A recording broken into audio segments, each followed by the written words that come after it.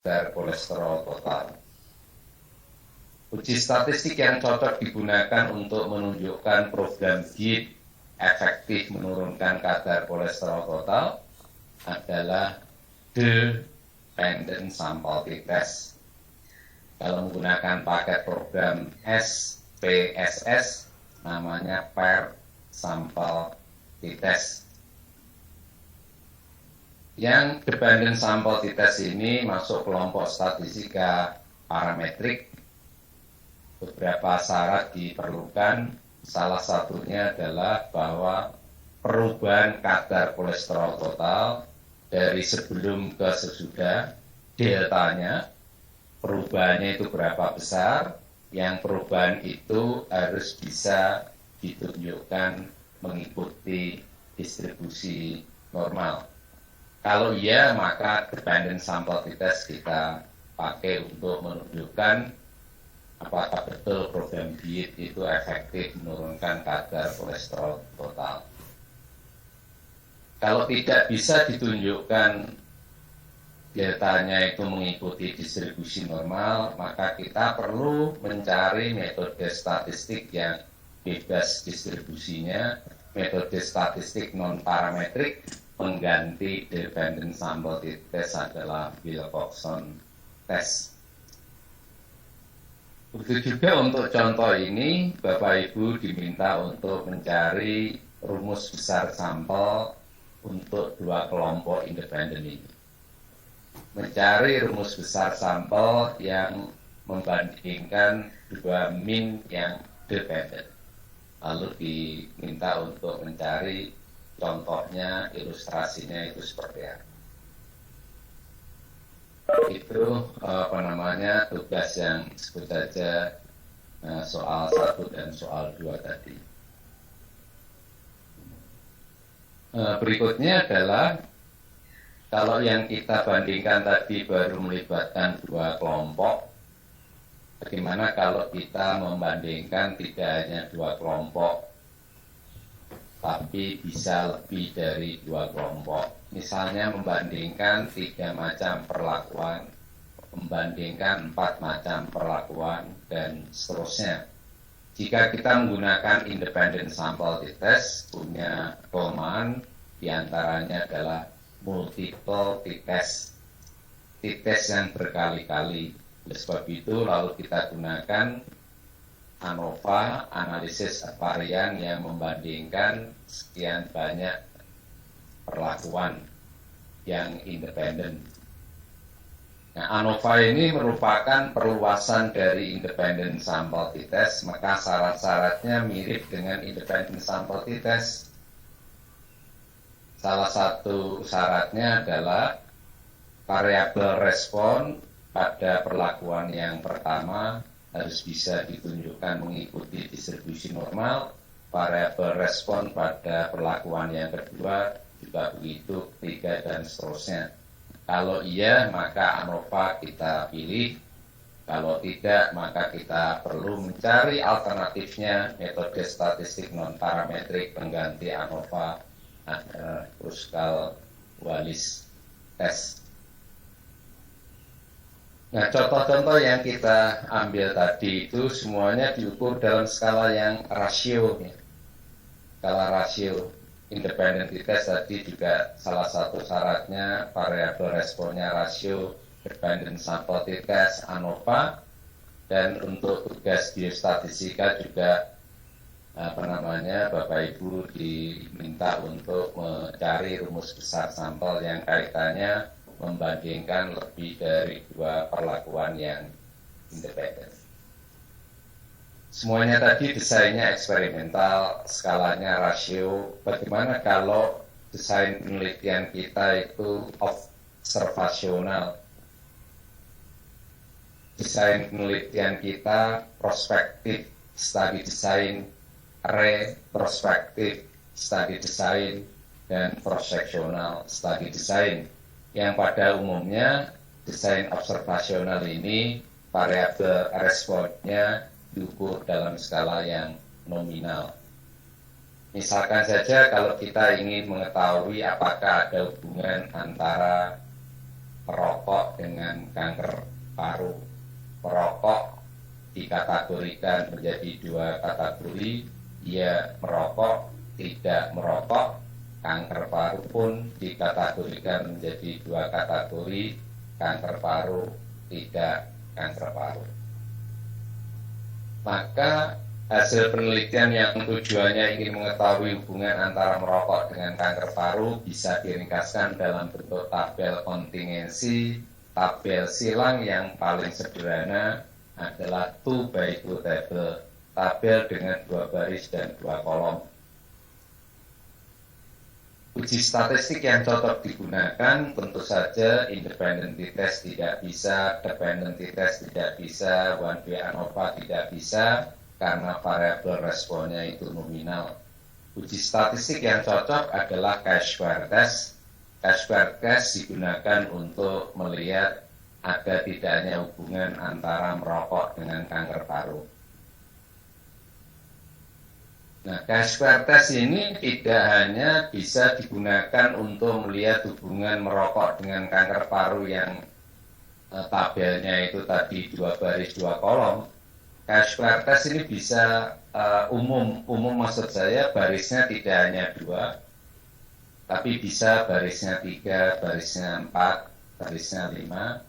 Maksudnya merokok itu kategorinya tidak hanya ya merokok, tidak merokok, tapi bisa merokok lebih dari 1 pak sehari, merokok 1 pak sehari, tidak merokok.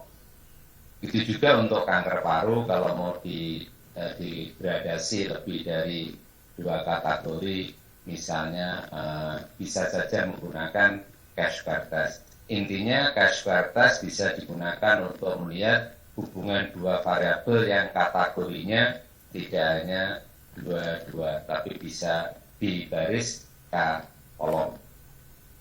Baik, yang paling sederhana adalah yang tadi 2 baris 2 kolom.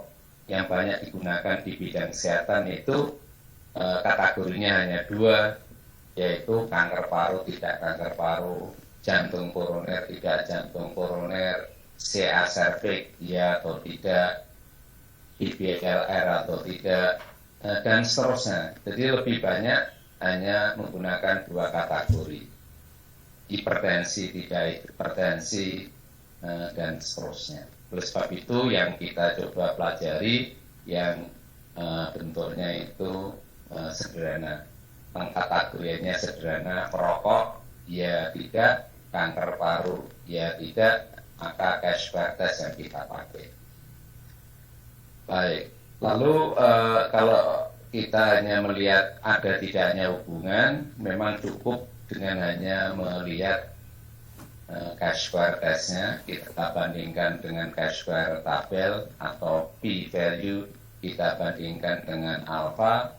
Tapi seringkali di bidang kesehatan tidak cukup hanya mengatakan ada tidaknya hubungan, tapi kita bisa mencari derajat hubungannya. Derajat hubungan merokok dengan kanker paru itu seperti apa? Nah, kalau desainnya prospektif, maka ukuran asosiasinya, derajat hubungannya menggunakan RR, relative risk. Tetapi kalau desainnya retrospektif, maka kita gunakan OR atau odds ratio. Kalau desainnya cross-sectional, bisa menggunakan RR, bisa menggunakan OR. Misalkan saja untuk melihat hubungan antara merokok dengan kanker paru menggunakan desain yang prospektif, kita hitung nilai RR-nya. Kalau RR-nya itu sama dengan 4, misalnya saja, itu artinya resiko mahasiswa yang merokok akan terkena kanker paru itu 4 kali lipat dibandingkan mahasiswa yang tidak merokok akan terkena kanker paru. Begitu juga kita bisa menghitung batas bawah dan batas atas interval untuk RR. Yang batas bawah, batas atas ini itu bisa digunakan untuk mengatakan ada tidaknya hubungan. Tidak harus lewat chi-square test, tidak harus lewat p-value. Dengan mengetahui batas bawah dan batas atas untuk RR, kalau batas bawah sampai batas atas untuk RR tidak memuat, tidak melewati angka 1,0, itu dikatakan ada hubungan. Derajat hubungannya lalu RR-nya tadi itu yang kita pakai. Kalau tidak salah, kita sudah mempelajari sejauh itu. Kalau di antara Bapak Ibu ada pertanyaan, ada komentar, monggo saja sebelum kita lanjutkan topik yang baru, yaitu untuk regresi linier, regresi logistik. Tapi sebelum lupa, untuk melihat hubungan merokok dengan kanker paru itu kan juga diperlukan rumus menghitung besar sampel yang dua proporsi. Kalau yang tadi rumus nomor 1 kan 2 min ya, ini rumus besar sampel untuk dua proporsi. Kalau tidak salah itu tugas yang pertama untuk biostatistika, yang itu sangat penting, sangat dibutuhkan klien kita di bidang kesehatan. Pada saat membuat proposal, mereka butuh berapa atau minimum pasien harus diikutkan dalam penelitian. Untuk itu Bapak Ibu kita coba berikan tadi, ya walaupun ini tugas, nanti kalau tugasnya sudah dikumpulkan, kita bisa juga membahas satu persatu tugas itu, karena di dalam biostatistika sekali lagi peran yang pertama itu membantu klien kita untuk menentukan berapa minimum ukuran sampel. Baik, sekali lagi kalau ada pertanyaan, komentar silakan sebelum kita mulai dengan topik yang baru, yaitu regresi linier maupun regresi yang logistik.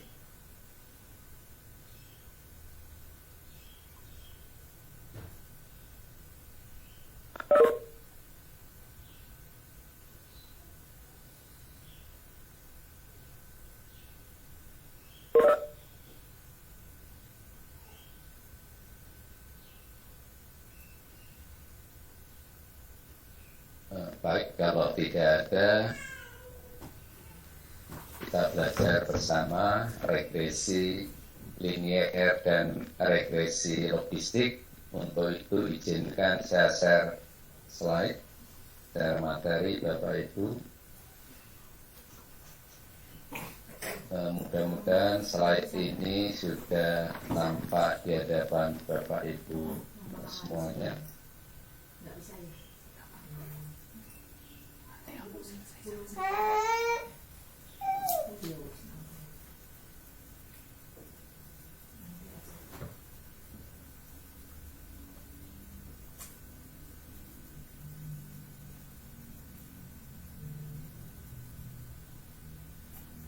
Apakah slide ini sudah tampak di hadapan Bapak Ibu? Sudah Bapak. Sudah. Suara saya bisa terdengar dengan jelas? Sudah bisa Bapak. Bisa, baik. Saya mulai dengan regresi linier dulu. Kalau regresi linier sudah kita pahami, untuk belajar regresi logistik itu akan lebih mudah. Nah, yang dinamakan regresi linier itu yang seperti apa? Kalau orang mengatakan regresi, itu persisnya adalah regresi linier ya. Orang bilang regresi, itu maksudnya adalah lengkapnya regresi linier. Karena regresi itu macamnya banyak.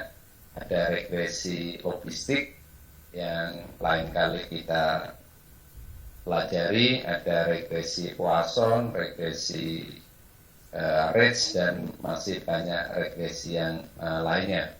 Sehingga kalau nanti saya mengatakan regresi, itu maksudnya adalah regresi linier.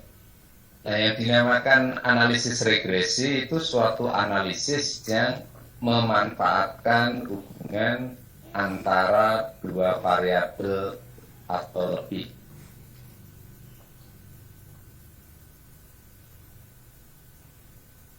Dimulai dengan dua variabel, memanfaatkan hubungan antar dua variabel.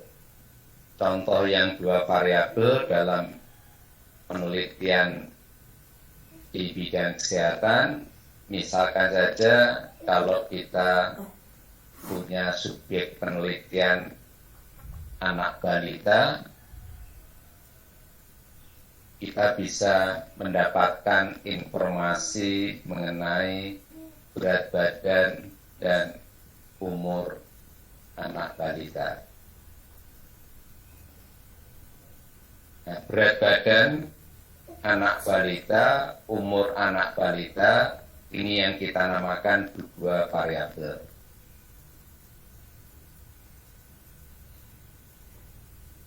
Untuk yang lebih dari dua variabel,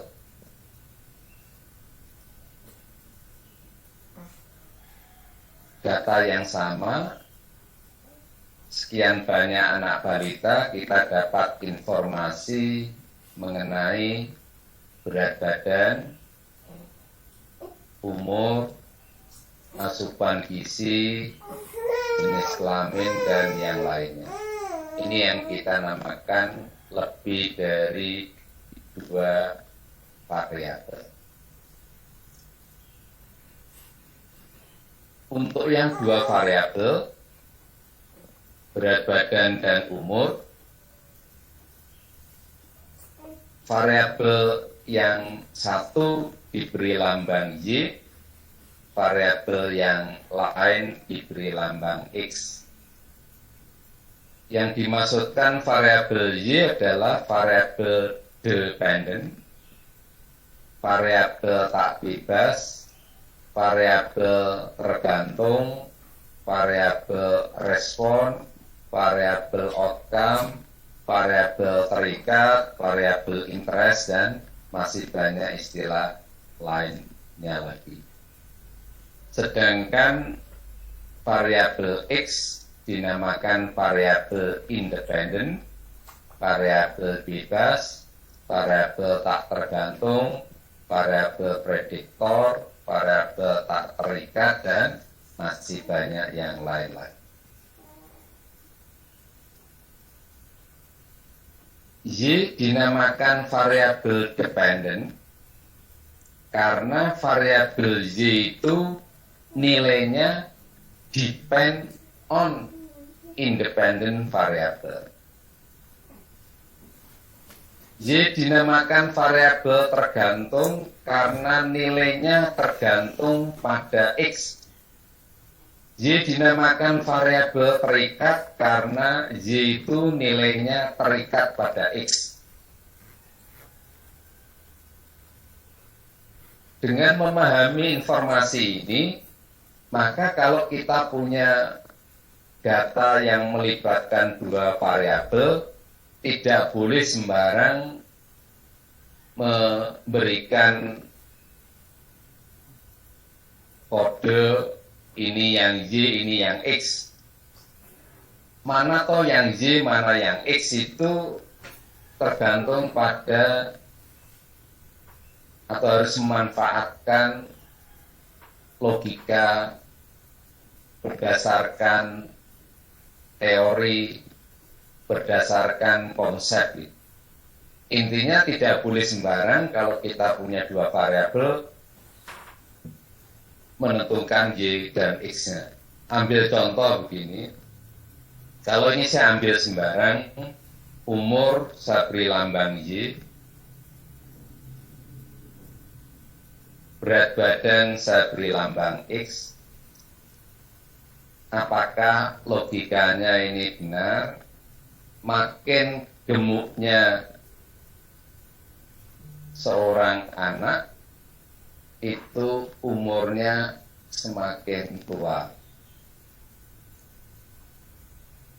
Apakah logika itu bisa diterima dengan baik atau tidak? Nah, kalau tidak, maka pemilihan kita ini tadi tidak tepat. Walaupun kalau kita menggunakan paket program, itu pasti bisa dihitungkan persamaan regresinya, walaupun memilih X dan Y-nya ini tidak tepat. Nah, di dalam biostatistika kita tidak boleh sembarang menentukan Y dan X seperti ini. Yang tepat digunakan untuk lambang Y atau yang tepat dipilih untuk variabel Y-nya itu adalah berat badan. Berat badan ini kita beri lambang Y, umur kita beri lambang X. Apakah logikanya ini benar, konsepnya benar, secara teori, secara logika, bahwa makin bertambahnya umur anak balita, itu berat badan semakin bertambah. Anak balita, kalau mereka sering kontrol ke dokter spesialis anak atau ke klinik anak, pasti anak balita punya namanya KMS, kartu menuju sehat kalau tidak salah. Ada kartu yang dipunyai untuk tiap-tiap anak balita. Informasi apa yang ada di dalam kartu ini? Informasi yang ada di kartu ini adalah pada saat lahir itu beratnya berapa kilogram. 1 bulan setelah lahir itu beratnya berapa kilogram. 2 bulan setelah lahir beratnya itu berapa. Sampai usia umur yang 5 tahun. Lalu di sini ada gambar gitu ya, yang berwarna merah, lalu ada daerah yang berwarna kuning, ada daerah yang berwarna hijau. Yang ini digunakan untuk mengatakan bahwa si anak balita itu pertumbuhannya seperti apa. Kalau pada saat bulan tertentu berat badannya pada daerah yang berwarna merah, itu artinya anak balita ini kurang gizi. Kalau kuning itu ini sudah peringatan bahwa akan gizinya buruk. Kalau yang hijau itu yang wajar, yang normal pertumbuhannya. Nah, di sini makin bertambahnya umur, ini karena sini kan umur ya, 0 bulan, 1 bulan, 2 bulan, makin bertambahnya umur, maka berat badan, ya variabel tegaknya, vertikalnya ini berat badan, makin bertambahnya umur anak balita, itu berat badan akan semakin bertambah. Oleh sebab itu tadi kita pilih berat badan yang Y, umur yang X. Contoh yang lain misalnya kita punya data set yang melibatkan sekian banyak anak balita. Maaf, bukan anak balita, saya ganti sekian banyak mahasiswa. Lalu dari sekian banyak mahasiswa kita ukur tinggi badannya. Lalu kita ukur namanya ini tekanan pernapasan. FEV1. Ini kependekan dari F-nya itu force expiratory volume in 1 second. Tekanan pernapasan dengan tinggi badan. Mana yang tepat kita pilih sebagai variabel Y, mana yang tepat kita pilih sebagai variabel X. Coba Bapak Ibu pikirkan ya. Kalau kita punya 2 variabel, yaitu tinggi badan mahasiswa dan tekanan pernafasan mahasiswa. Mana yang harus kita beri lambang Y, mana yang harus kita beri lambang X. Saudara Terani Nurdin, mana yang Y, mana yang X? Iya, Pak. Mana yang Y, mana yang X?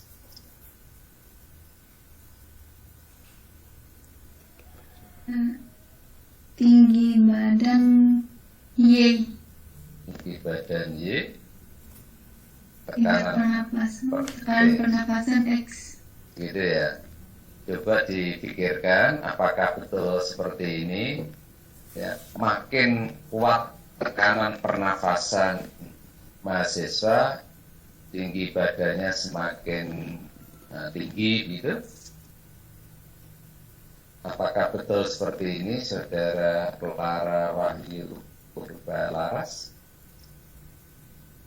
Iya Pak, kalau menurut saya tinggi badan itu X, terus yang pernapasan itu Tinggi badan yang X, lalu tekanan pernafasan yang Y. Maksudnya adalah makin tinggi seorang mahasiswa, tekanan pernafasannya semakin kuat. Saudara Sylvia Stefani, yang dipilih yang berwarna, menurut Anda ya, yang berwarna hijau atau yang berwarna merah? Berwarna merah, Pak. Berwarna merah. Saudara Muhammad Gandhi, yang berwarna merah atau yang berwarna hijau yang dipilih? Saya yang berwarna merah, Pak. Berwarna merah ya, berwarna merah. Baik, ini yang tepat dipilih adalah yang berwarna merah. Itu artinya makin tinggi seorang mahasiswa, tekanan pernafasannya semakin kuat. Ini langkah pertama dalam regresi seperti ini. Beda lagi kalau korelasi ya. Kalau korelasi itu hubungan dua arah. Kalau ini hubungan satu arah. Ya, X itu mempengaruhi Y. Atau Y itu depend on X. Contoh satu lagi. Misalnya saja kita punya dataset ya mengenai hasil penjualan produk, hasil penjualan.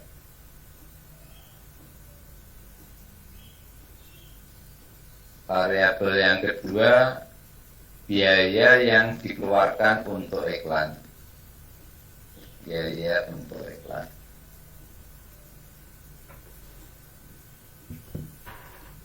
Mana yang tepat dipilih sebagai variabel Y, mana yang X, Saudara Putri Isnaini Cahyani?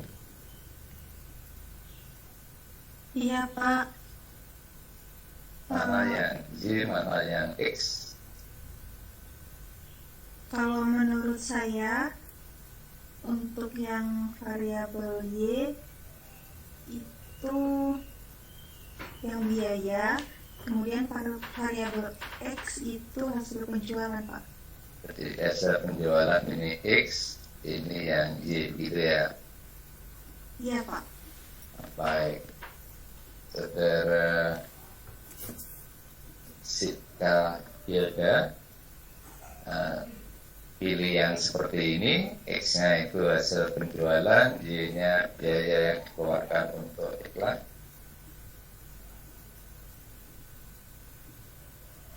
Kalau saya, menurut saya yang Y itu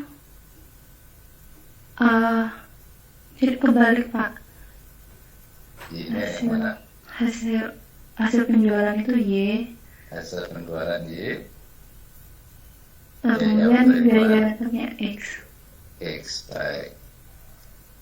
Saudara Regita Agustin Wahyu, milih yang berwarna merah atau yang berwarna biru? kalau menurut saya yang biru Pak. Yang biru. Kalau Mas Razik Ilham, pilih yang mana? Iya Pak,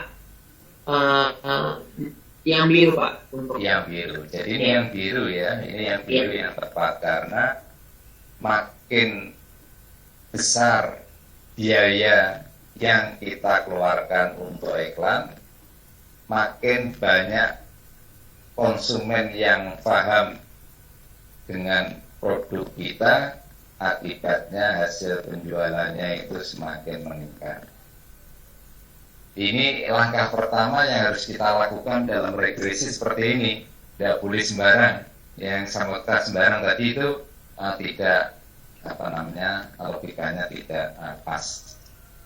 Baik. Setelah kita mampu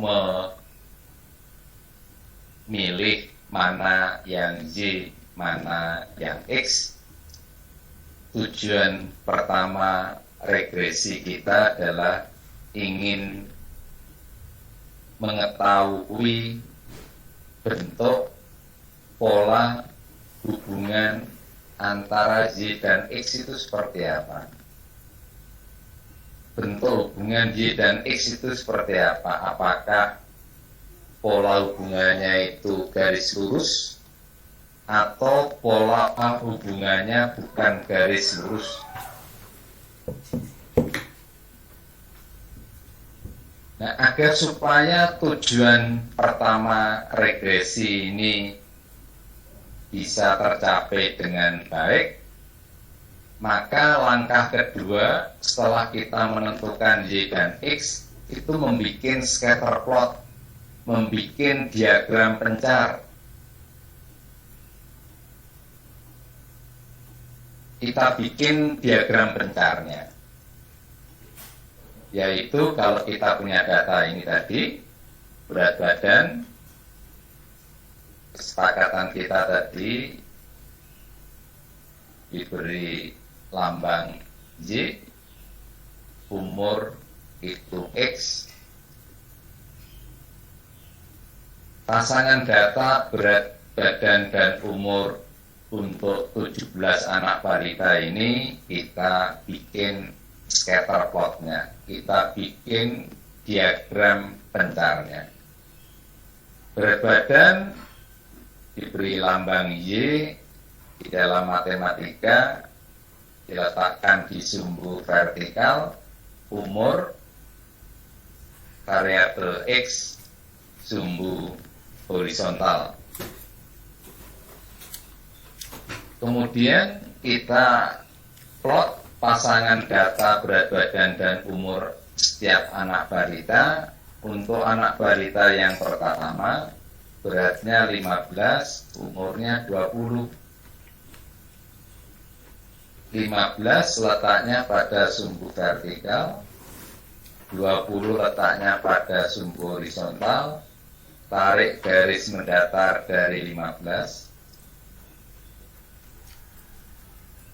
tarik garis tegak dari 20, maka kita dapatkan titik yang pertama ini. Cara seperti ini kita jalankan sampai data yang terakhir. Anak yang ke-17 itu beratnya 20, umurnya 30. 20 letaknya pada sumbu vertikal, 30 letaknya pada sumbu horizontal. Kemudian kita tarik garis mendatar dari 20, garis tegak dari 30, maka kita dapatkan titik yang pertama. Titik yang terakhir. Nah, titik-titik inilah yang kita namakan scatter plot, yang kita namakan diagram pencar, yang memberikan arahan kepada kita bahwa model regresi yang cocok dengan data set kita ini mestinya model regresi yang garis lurus. Pola hubungan yang garis lurus, karena trennya ini garis lurus.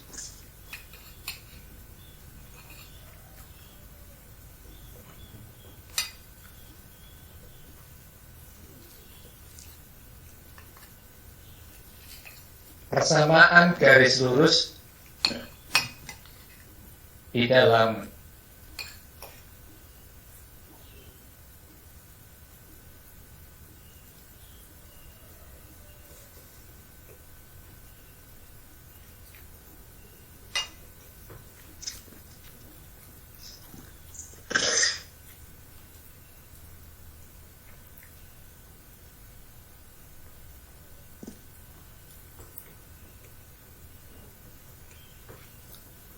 maaf ya, persamaan garis lurus dalam matematika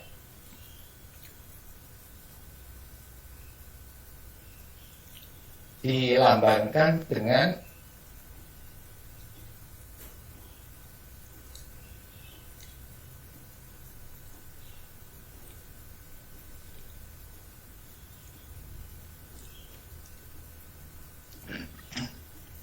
persamaan garis lurus di dalam regresi dilambangkan dengan Y sama dengan A plus BX. Persisnya adalah ini Y topi, Y penduga. Y topi sama dengan A plus BX. A dinamakan konstanta, dinamakan intercept, B-nya kemiringan garis atau gradien. Jika A bisa kita peroleh nilainya, B bisa kita peroleh nilainya, maka garis regresi yang berwarna merah ini baru bisa kita gambarkan. Nah, untuk mendapatkan A, konstanta, intercept, untuk mendapatkan B, kemiringan garis gradien, secara umum A dan B dinamakan koefisien regresi. A dan B koefisien regresi baru bisa kita peroleh dengan memanfaatkan pasangan data yang kita punyai. Pasangan data berat badan dan umur Y dan X kita gunakan untuk mencari A dan B-nya itu berapa. Misalkan saja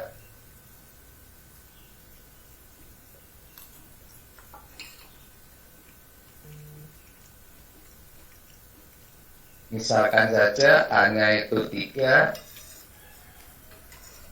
B-nya 0,5,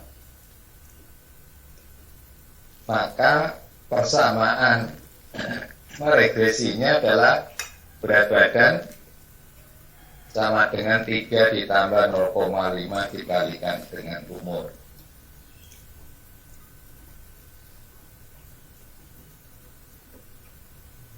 Dengan demikian, tujuan pertama regresi tercapai. Pola hubungannya garis lurus dengan persamaan garis lurusnya seperti ini.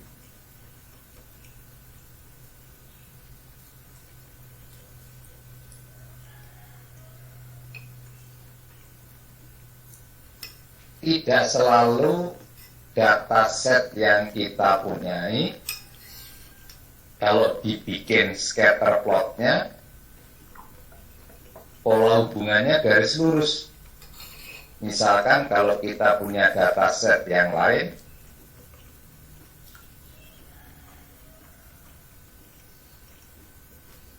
jika kita bikin di dalam scatter plot ini, misalkan saja seperti yang kita lihat di dalam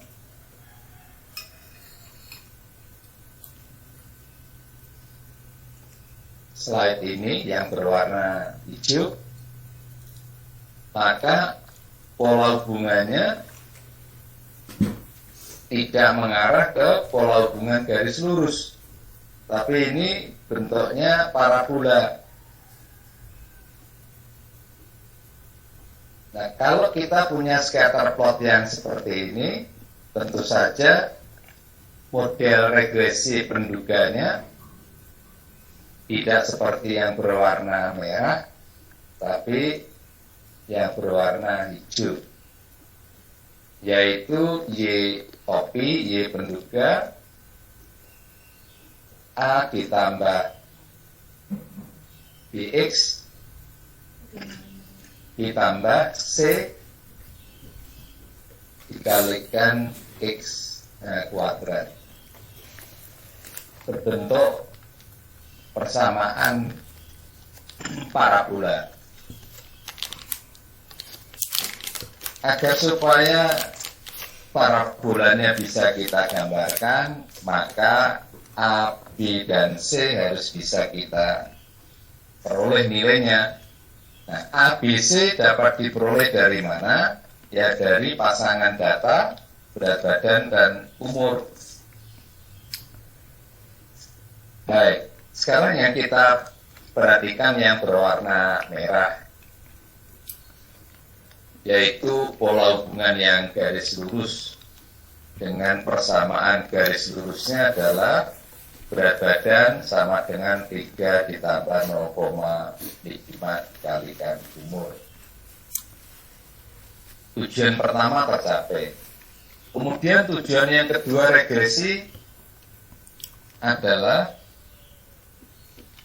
meramalkan, mengestimate rata-rata nilai Y berdasarkan nilai X yang diberikan. Maksudnya apa? Maksudnya begini, kalau di tengah-tengah kelas kita apabila kuliahnya itu secara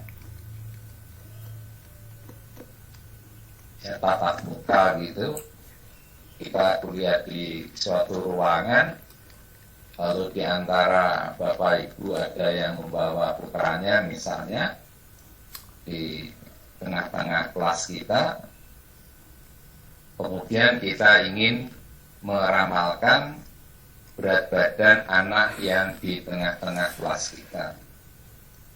Berapa besarnya?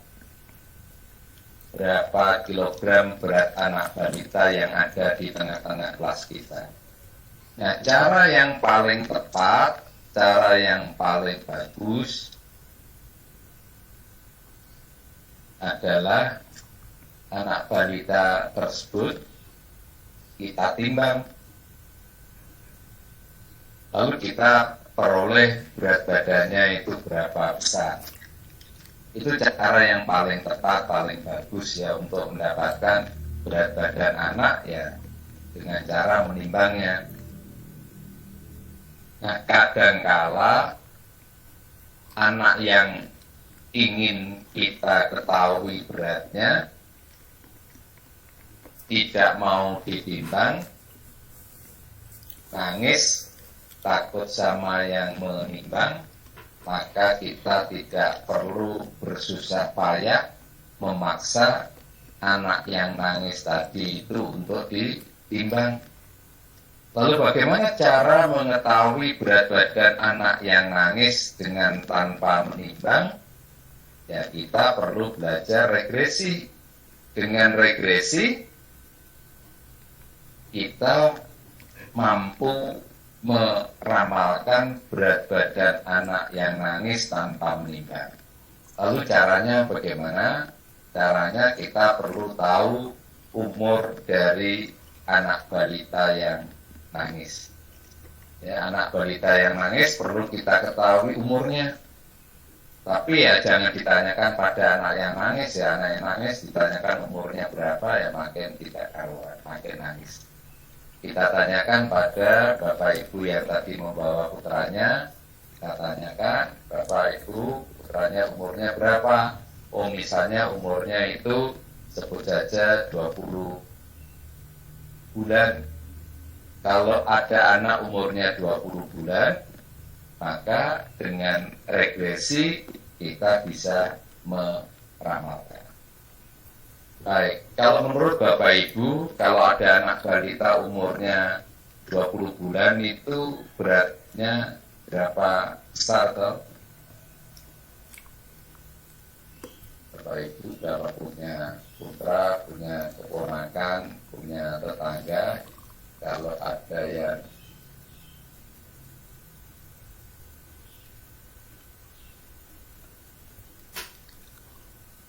umurnya 20 bulan itu beratnya berapa besar?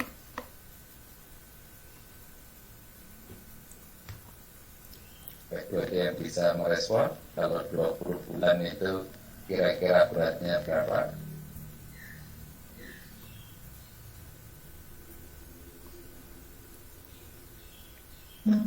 Sekitar 10 sampai 12 kilo, Pak. 10 sampai 13 mungkin, Pak. 10 sampai 13 kilo. Oh, baik, 10 sampai 13 kilo. Yang lain lagi, kalau ada yang mau merespon. Baik, supaya tidak lama ya, berapa berat badan anak yang umurnya 20 bulan. Nah, dengan menggunakan regresi, dengan tahu persamaan regresinya ini tadi, maka kita bisa meramalkan, yaitu mengganti umur dengan 20 dikalikan 0,5 ditambah 3, maka beratnya berapa besar? 20 kali 0,5, 10 tambah 3, ini 13 kg. Itulah tujuan yang kedua regresi. Meramalkan berat badan anak tanpa menimbangnya, asalkan umurnya tadi diketahui. Kalau ada anak lain umurnya 16 bulan, kita bisa meramalkan berat badan anak yang umurnya 16 bulan adalah 11 kg. Dan seterusnya. Ini yang dinamakan tujuan kedua regresi. Nah, sekarang permasalahannya adalah bagaimana cara kita bisa mendapatkan A dan B. Cara mendapatkan A dan B itu seperti apa? Kenapa kalau dalam contoh ini A-nya itu 3, B-nya 0,5. Untuk itu kita belajar sedikit ya mengenai konsep regresi. Supaya kita tahu A dan B-nya itu kenapa kok A-nya 3, B-nya 0,5. Konsepnya adalah sebagai berikut Bapak Ibu. Jika Bapak Ibu melakukan suatu penelitian di bidang kesehatan, pasti Bapak Ibu akan menentukan populasi penelitiannya itu seperti apa. Misalkan populasi penelitian kita adalah pasangan data atau populasi penelitian kita adalah anak balita yang tinggal di suatu wilayah. Anak balita yang tinggal di suatu kelurahan atau pedesaan.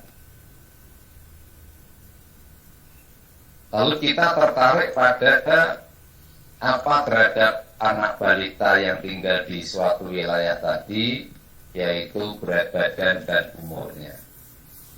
Nah, jika di dalam populasi penelitian kita itu ada 1000 anak balita, lalu kita ingin tahu pola hubungan berat badan dan umur untuk seluruh anak balita yang tinggal di suatu wilayah ini. Yang persamaan atau model regresi di dalam populasinya bisa menggunakan satu di antara 3 yang saya sebutkan di slide ini. Model regresi linier sederhananya dituliskan sebagai Y sama dengan alfa ditambah beta dikalikan X ditambah epsilon atau ditambah error. Dengan alfa dan beta itu koefisien regresi dari populasi. Koefisien regresi dari populasi. Salah satu syarat dalam regresi linier adalah bahwa nilai harapan expected value dari errornya ini, expected value dari errornya, harga harapan dari errornya ini, itu sama dengan 0.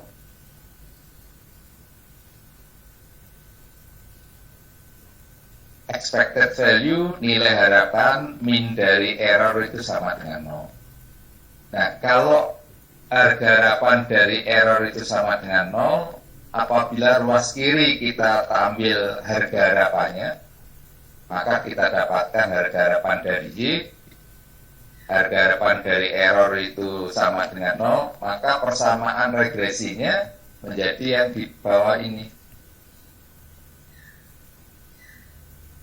Jadi pakai model yang atas monggo, pakai model yang kedua monggo. Harga harapan itu juga disebut sebagai min. Min dari Y adalah alfa ditambah beta X. Ini model regresi di dalam populasinya. Yang harus dicari sebetulnya adalah alfanya itu berapa besar, betanya itu berapa besar. Nah, untuk bisa mencari alfa dan beta dengan tepat tanpa salah, maka 1000 anak balita tanpa ada yang terlewatkan harus bisa kita dapatkan informasi mengenai berat badan dan umur. Itu kalau kita ingin mendapatkan alfa dan beta dengan tepat tanpa salah. Konsekuensi apa yang harus ditanggung peneliti? Ya, biayanya nanti akan mahal dengan meneliti seluruh anak balita yang ada di populasi penelitian. Waktunya lama, tenaga yang dibutuhkan akan banyak. Yang di dalam penelitian di bidang kesehatan itu beda satu subjek itu bisa biayanya jutaan rupiah bedanya. Kalau penelitiannya itu eksperimental ya, kalau ini mungkin tidak sebegitu mahal, tapi waktunya akan lama, tenaga yang dibutuhkan akan banyak. Umumnya peneliti di bidang kesehatan itu mempunyai keterbatasan biaya, waktu, dan tenaga sehingga sulit melakukan penelitian yang melibatkan seluruh anak balita yang ada di populasi penelitian. Kalau itu menjadi kendala peneliti, biostatistika memberikan solusi. Kita pilih beberapa anak balita yang dikenal dengan nama sampel. Sampel itu sebagian dari populasi. Nah, sebagian itu berapa? Dalam contoh tadi itu adalah 17 ya. Dalam contoh tadi 17 anak balita.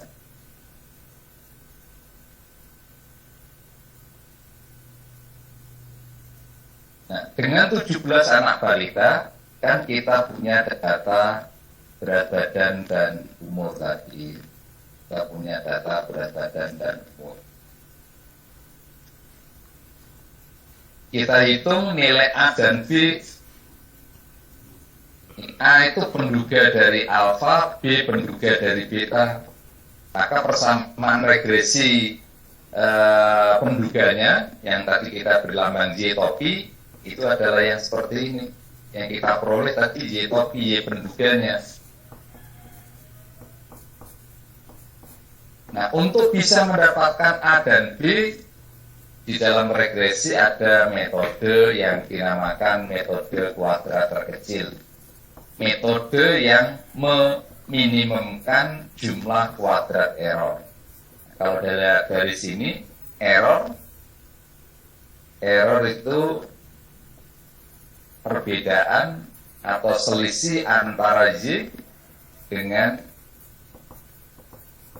alfa ditambah beta dikalikan X. Ini errornya. Error itu perbedaan antara Y dengan min persamaan regresinya. Ini error. Dia hanya memindah ruas saja. Metode kuadrat terkecil itu metode yang meminimumkan jumlah itu sigma kuadrat dari error.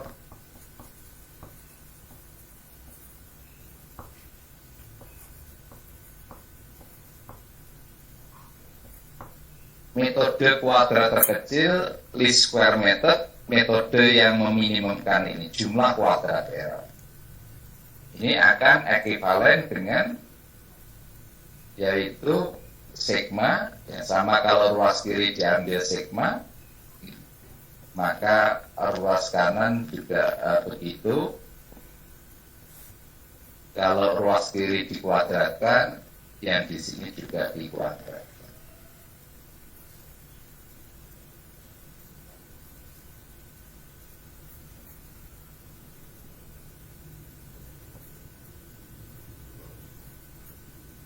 Seperti ini. Yang kiri kita ambil tanda sigma, yang kanan juga. Nah, ini kita minimumkan metode kuadrat terkecil dan metode yang meminimumkan ini. Ini kita minimumkan. Nah, salah satu cara kalau di matematika kan meminimumkan ini dengan cara menurunkan, yaitu kita turunkan jumlah kuadrat error ini terhadap alfa, nanti hasilnya ya, dengan mengganti ini nanti dapat hasil, kita namakan persamaan yang pertama, lalu kita turunkan juga jumlah kuadrat error ini terhadap kita,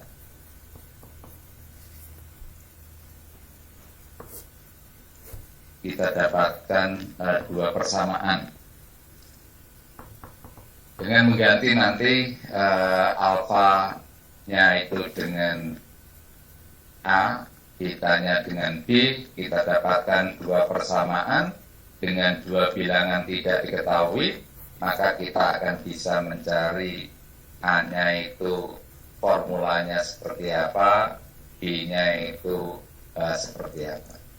Ada dua persamaan dengan dua bilangan tidak diketahui, maka kita bisa mencari dua bilangan yang tidak diketahui. Nah, di dalam mencari A dan B, penduga alfa, penduga beta, tidak hanya metode kuadrat terkecil. Jadi kan menggunakan metode kuadrat terkecil, least square method. Nah, lain kali kita akan belajar metode yang lain, namanya MLE. Ya, untuk mendapatkan poin estimator kan banyak cara ya, ada metode momen, metode MLE, metode Bayes, MKT, dan seterusnya. Nah, untuk itu, ya, kalau nanti Bapak Ibu sudah selesaikan tugas yang pertama, itu kan tugas pertama sampai setengah malam nanti ya, lalu dicoba diturunkan ya jumlah kuadrat error ini terhadap alfa, terhadap beta, nanti akan kita dapatkan A dan B. Ada formula rumus yang untuk menghitung A dan B-nya. Kalau nanti ini dipahami, lain kali kita akan belajar metode yang berikutnya, yaitu menggunakan metode maksimum likelihood estimator, yang itu nanti dikaitkan dengan regresi yang logistik. Baik, kalau ini kita turunkan Bapak Ibu ya, dua persamaan, hasilnya adalah sebagai berikut. Jadi kalau ini kita turunkan, di sini tidak saya sebutkan ya, jadi akan ada formula yang bisa kita gunakan untuk menghitung A-nya itu berapa besar, B-nya itu berapa besar. Jadi maksudnya B-nya ini ada, A-nya ada. Jadi slide ini belum saya tuliskan rumus untuk mendapatkan B dan A. Tapi ini Bapak Ibu nanti bisa coba sendiri di rumah, A-nya itu berapa, B-nya itu berapa besar. Ya, pertemuan yang berikutnya nanti kita tunjukkan A-nya, atau kita cek ya, A-nya itu berapa besar, B-nya berapa besar. Begitu juga nanti kita akan memanfaatkan metode yang kedua, tidak hanya menggunakan metode kuadrat terkecil, tapi bisa memanfaatkan MLE, maksimum likelihood estimator. Itu Bapak Ibu yang bisa kita pelajari ya sebagai pengantar untuk regresi linier yang baru sederhana ini, regresi linear yang memanfaatkan dua variabel Y dan X. Kemudian untuk mendapatkan koefisien regresi dari sampel A dan B, salah satu metode yang digunakan sekali lagi adalah metode kuadrat terkecil, yaitu metode yang meminimumkan jumlah kuadrat dari errornya. Baik, masih ada waktu sekitar 5-6 menit Bapak Ibu, seperti yang dulu kita janjikan ya, di kontrak pembelajaran kita dalam kuliah daring ini kita manfaatkan waktu kira-kira 50% dari yang kalau kita kuliah tatap muka. Baik, pertanyaan, komentar dari Bapak Ibu semuanya.